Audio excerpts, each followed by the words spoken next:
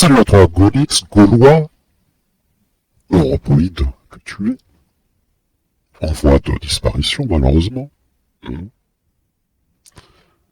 Et surtout Vincent Redouard, que je remercie de m'avoir donné l'idée, ou plutôt le pied à l'étrier, de faire cette vidéo tant promise sur la sécurité informatique.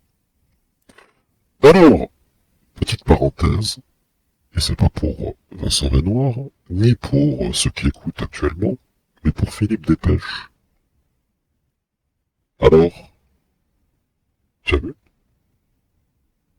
Une vidéo insignifiante, et on parle de Fred Koïba sans le nommer, sur démocratie participative, obligeant ces gens à essayer de changer le narratif, qui est peut-être factuel et réel, d'un problème de quadrillage des masses, et flicage des masses, et d'infection d'ordinateurs des jeunes blancs europoïdes, hein, les jeunes germains que tu détestes, hein, que tu as rien à foutre, hein, que tu as stipulé cela, hein, entre nous, rappelle-toi. Eh ben regarde, au lieu de faire une réhabilitation, tu vois, de Rothschild, tu te rappelles, hein, ce soir-là, je t'ai dit bien, on va casser un petit peu du sucre sur le dos de Vincent Renoir, expliquer les agissements des associations juives qui encensent cet individu-là, qui était à 200 vues, 250 vues, qui était très bas au bas de pâquerette, qui aujourd'hui a la traduction complète de son travail en anglais, donc il peut basculer sur la plateforme anglaise, et aussi, bah, tout simplement, encensé comme une victime, et que c'est les juifs qui organisent la traque du gentil européen qui, lui, essaye de trouver la vérité. Ah non, ça sert à rien, ils sont insignifiants, et puis y a pas d'association, hein. Ah, Gonadel, ça te dit quelque chose, William Gonadel? C'est pas la trappe que tu as essayé de distiller ici, hein, sur cette chaîne. Hein. Bon, je referme la parenthèse. Et là, je parle aux Gaulois. Tu vois, 8 années d'inspection, d'enquête. Cette année, tu vas avoir l'intégralité des informations complètes sur les agissements de toute cette myriade qui tourne autour de toi et qui te désire mort. Tu comprends ce que j'entends t'expliquer, Gaulois? Car l'arrivée de ce Vincent Renoir permet aux arrivales de 2027 de produire des ennemis de l'intérieur. Bien entendu, toi, tu vas acheter un livre, tu auras ton adresse leakée, par carte bleue, bon voilà, où tu vas insérer une clé USB, infectant ton poste et forcément dévoilant l'intégralité des faits et gestes. Mieux que le screenshot automatique par l'IA de Windows 11 et 12 qui arrive à grands pas. Eh oui.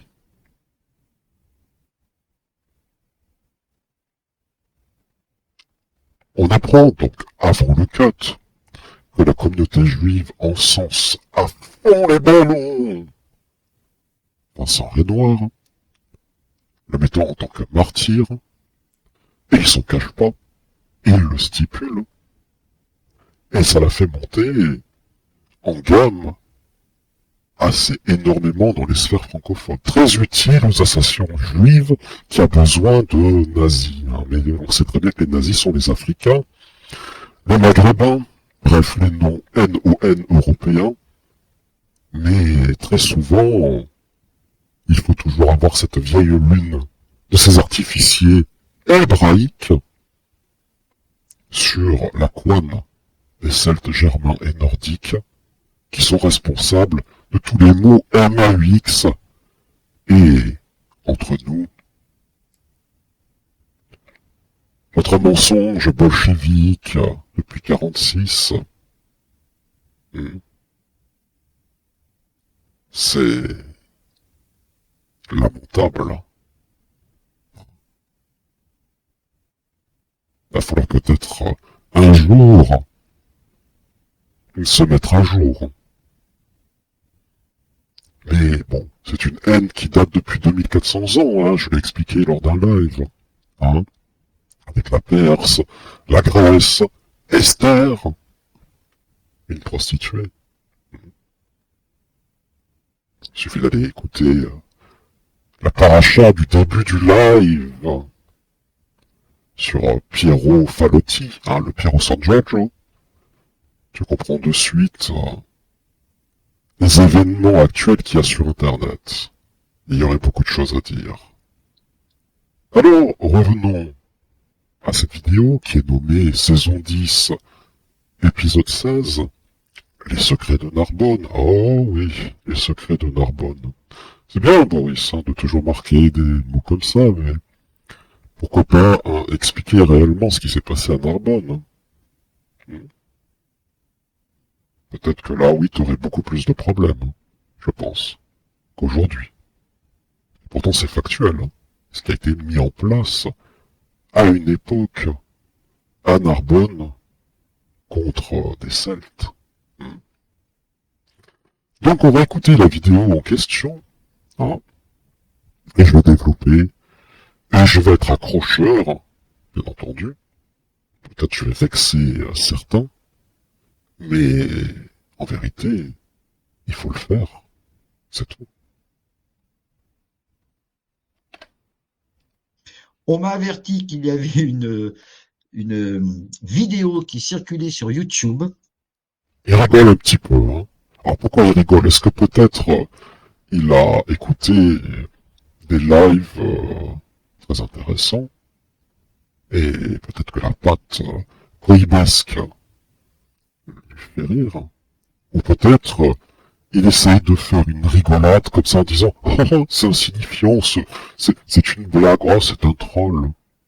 À toi de choisir le véritable embranchement de cette réaction. Donc, on m'a dit qu'il y avait une vidéo sur YouTube. Tu tapes sur YouTube Vincent Redouard USB, il n'y en a qu'une seule, c'est la mienne. Ah, les NSDAP boy. Si gentlemen. Pourquoi ne pas nommer, hein, bah, le fameux goleator de la chaîne, c'est-à-dire Fat Koiba. On remarque que Boris Lelay n'a pas du tout même, je dirais, attaqué, hein. D'habitude, il dit oui, c'est des mecs qui sont comme ci, comme ça. Là, pas un mot. Bon, c'est vrai que ça t'a quand même aidé un petit peu de regarder les débuts de Fred Koiba, surtout quand je parlais de Monero, quand j'ai parlé de attention à la sécurité aussi, qui était légère à l'époque. Hein. J'ai beaucoup parlé du Monero, si vite adopté par un nègre fin de ta part. Hein? Eh oui, hein. Tu vois, il y a bon banania d'écouter des vrais européides. Hein. Très méthodiques. Une vidéo totalement anonyme dans laquelle quelqu'un m'accuse. Elle n'est pas du tout anonyme. Encore une fois, Vincent, toi qui es soi-disant, je dirais chevalier blanc, sourçant les choses, là tu ne fais que, on va dire, être évasif. Et voire même, ça stipule que peut-être ce qui a été questionné dans cette vidéo est sans doute juste. Parce que, en vérité, avec le boulot qui a été fait par des amis associatifs juifs, qui ont fait downgrade la vidéo à chaque fois, la réduisant à une trentaine de vues, 38 vues, alors que normalement c'est à peu près 800 vues. Hein. En réduisant à chaque fois 10, 20, 30. Eh oui. Alors écoutons la suite, ce qu'il a à dire. Accusé déjà d'utiliser Proton pour que ceux qui m'écrivent soient dénoncés. Alors, c'est du délire. Alors faux. Et je pense que certains devraient aller rechercher sur le Google l'histoire de un écologiste qui voulait organiser des attentats ou des actions frappantes et qui contactait les gens de sa doctrine par proton-mail. Proton-mail, les règles en question, toi qui acceptes Gaulois sans lire les choses, il stipule très bien les choses très claires. Que si un juge, procureur ou un OPJ de n'importe quel pays du monde fait une demande, ils transmettent les informations des liens avec la boîte mail en question, c'est-à-dire celle de Vincent Renoir, et toute l'interconnexion avec elle. Les clés de chiffrement sont dans le serveur de ProtonMail. Eh oui. L'intégralité de ce service, en Suisse, est sous le coup d'une loi très peu connue, mais il faut savoir lire l'allemand. Où, en vérité, l'autorité suisse gouvernementale des services du quadrillement de l'intérieur du pays ont accès. Je te donne pour exemple cet Templar qui a été totalement atomisé, pourtant en Islande, a disparu de l'histoire parce que, tout simplement, eux, ils n'avaient pas les clés de chiffrement et ils refusaient que le nez des autorités, que ce soit américains ou autres, viennent regarder leurs serveurs dans leur pays. Et l'histoire de cet Templar te ferait froid dans le dos de ce qui s'est passé pour pouvoir anéantir cette boîte mail hautement discrète. Ok? Alors ProtonMail n'est pas du tout safe. Pourquoi ne pas avoir utilisé Onion Tor, par exemple, ou Onion Mail, pardon, qui est un peu plus sécurisé que ProtonMail. Bon, je pense que les autorités françaises peuvent demander à un genre de nervi mis au banc des accusés, déclaré antisémite, et qui a une communauté qui le suit, tout comme pour Daniel Conversano et d'autres, de faire le fichage de tout le listing, la liste de Schindler. Ok? Il est très étrange de choisir une plateforme et penser que, en vérité, l'ennemi, ton ennemi, déclaré, a les clés et peut rentrer dans tous les secrets. Écoutons la suite. Et encore plus délirant, et on m'a accusé de mettre probablement des virus sur la clé USB. Alors je serais le dernier des imbéciles. Du tout. Je vais expliquer qu'en vérité, tu peux mettre un programme tiers et je te dirais que c'est faisable depuis la nuit des temps, depuis qu'Internet existe.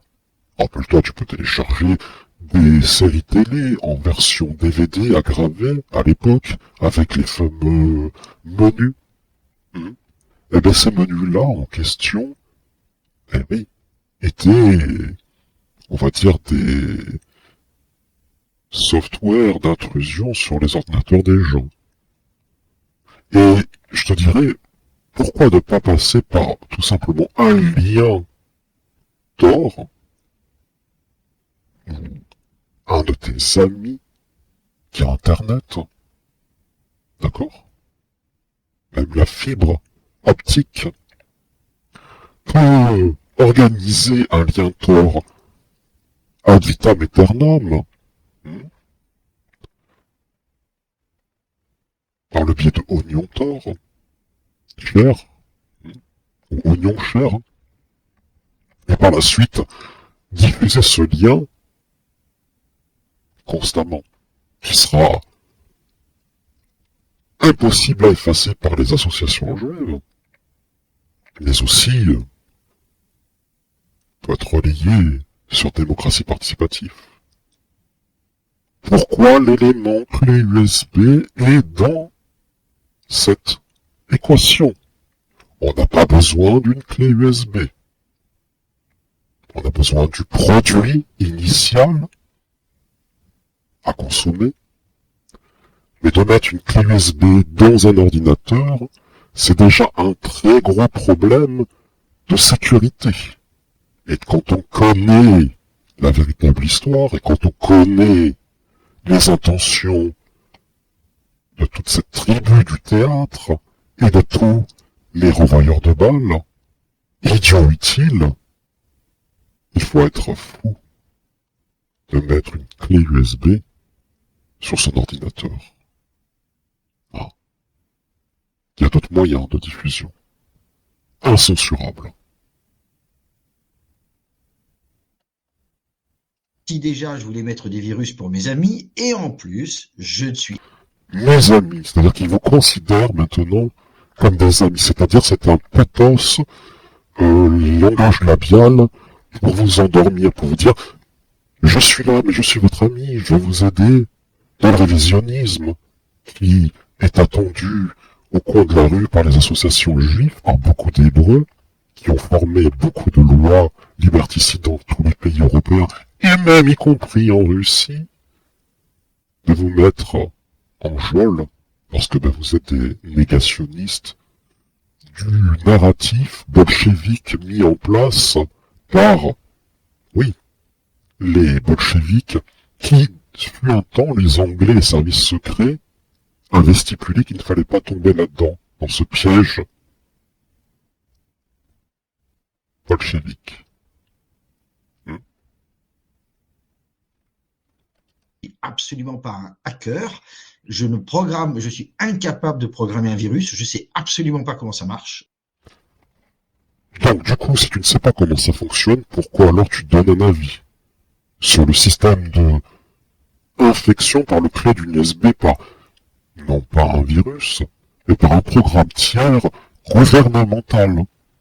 Et d'ailleurs, ce n'est pas toi qui peux le programmer, ce n'est que, on va dire, les agences gouvernementales qui sont spécialistes de ce genre de choses.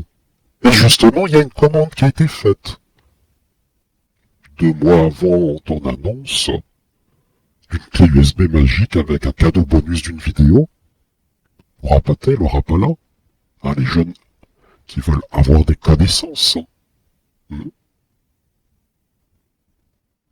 Donc pas une chose, Vincent, Renoir. C'est une aubaine. Ce siècle-là qu'on est en train de vivre dans le numérique, car tout se sait, tout s'écoute. Et certains aigres fins très malins, connaissant les machines, sachant driver, comme on dit, se baladent et récoltent énormément d'informations. Donc il faut faire très attention à ce qu'il faut dire quand on veut noyer le poisson. J'y connais rien du tout. Donc, si je voulais mettre un virus, je pense que n'importe quel antivirus le trouverait et le dégagerait très très vite. Mais bon. Alors, il y a un système qui s'appelle... là, c'est l'EDR, d'accord? C'est le Endpoint Detection and Response. Donc, l'EDR, lui, le détecte. L'antivirus, non. Donc déjà, il faut connaître. Ok? Mais je te connaîtrai. La clé USB, je l'aurai sur le bureau, il y a un poste qui est déjà préparé. Ouais. Il y a même, je ne voudrais pas l'annoncer, mais il y a un piège qui est mis en place pour ceux qui veulent sniffer, ceux qui insèrent la clé USB. Enfin, tes collègues qui t'ont demandé de mettre ça en place. Hein, je voudrais pas l'annoncer, mais je suis un peu comme le diable. Hein, j'annonce les choses clairement propres. Où sont ceux qui mettre les pieds dans cette flaque de boue. Eh oui. C'est très amusant d'être le diable, hein. Donc, antivirus, il ne voit que dalle, et l'ADR, effectivement, peut vérifier certaines choses. Donc, encore une fois, on peut comprendre que, hein, il fait exprès de vous enfumer. Parce que l'EDR, en fait, surveille de manière proactive les activités, les endpoints détectés pour toute activité sur le poste, ou une plus large menace, même quand tu mets une clé USB et des menaces sophistiquées. Et là, c'est une menace sophistiquée. Écoutons la suite. Hein. Voilà, donc non, la clé n'a pas de virus, de toute façon tout le monde pourra vérifier, il y a toujours des gens qui s'imaginent des tas de trucs, il n'y a rien de tout cela, voilà. Et alors pour le livre, je sais qu'il y en a qui pourront pas assister à mes cours. Oui.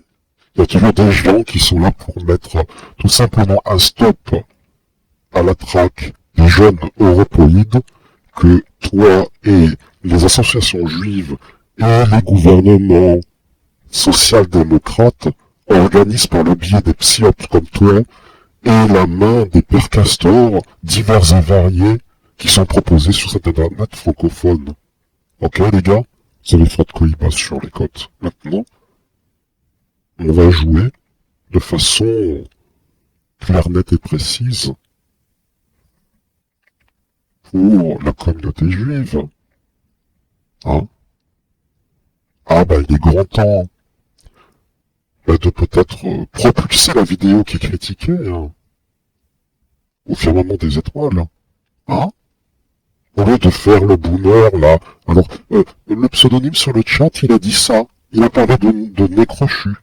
Hein? Et il a parlé des juifs. Hein? Au lieu de faire ça comme des nazes, des renvoyeurs de balles, cette balle va vous exploser dans les mains d'ici 2030. Bah, soyez intelligents. Encensez des bonnes personnes.